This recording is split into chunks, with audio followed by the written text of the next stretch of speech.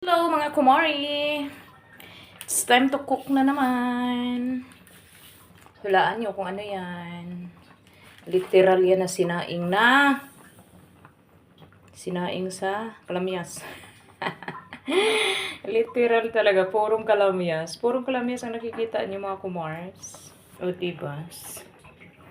Sinaing na kalamyas. Bitaw eh. Sinaing yan ng tulingan. May tulingan diyan sa ilalim. Diba? Dahil sa mahilig ako sa kalamyas, dinamihan ko yung kalamyas. Gandahan lang ang pagluto niyan para lumambot yan ang bonggang-bonggat kain pati tinik. Ganyan lang yan mga kumari kong tunay. May tulingan yan sa ilalim ha. O di na makita. Di makita kasi nga ang daming kalamyas. May kaliwaw. Yan. Lagyan natin ng pamintang durog. Yes, maraming paminta. Masarap. Mas masarap. Di na natin lagyan ng luya guys ha. Kasi nga, pag nilagyan mo ng luya, naku, paksiw ang tawag. Paksiw na natulingan, hindi na sinain.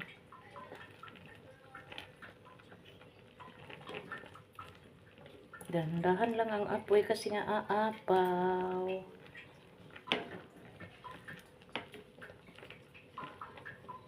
Ayan.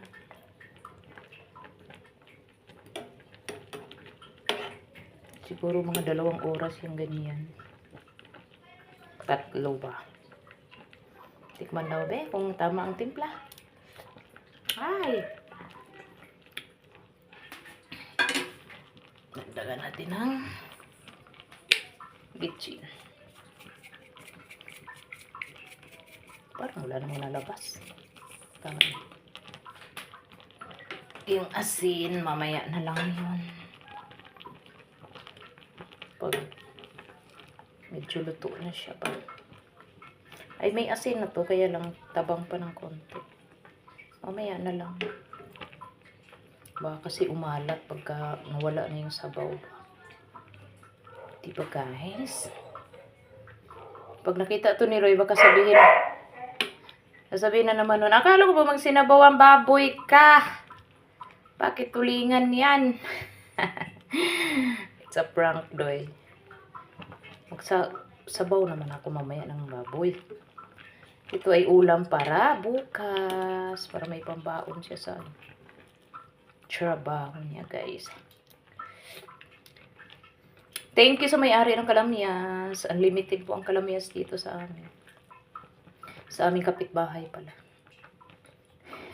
Sa CCTV lang ako nagpaalam. Sa aking tukayong Ems.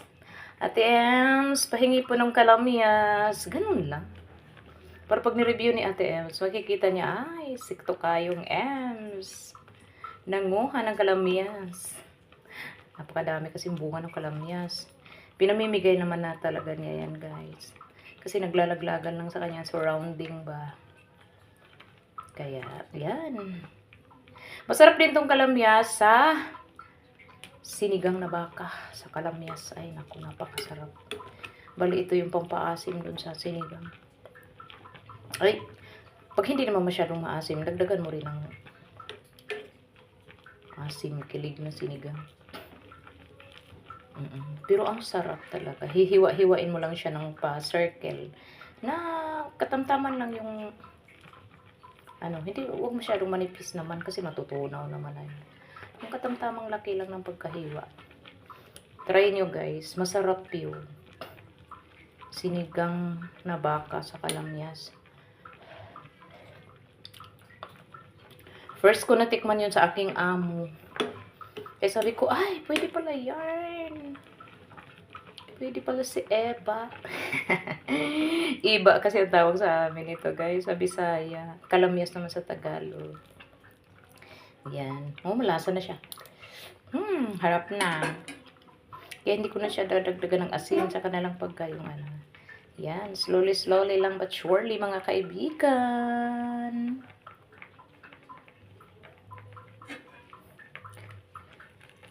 Hanggang dito na lang ating video guys ha. Kasi kung hanggang sa maluto ito, naku, napakahaba na ng ating video. Thank for watching mga kumari kong tunay. Bye-bye. Have a nice day.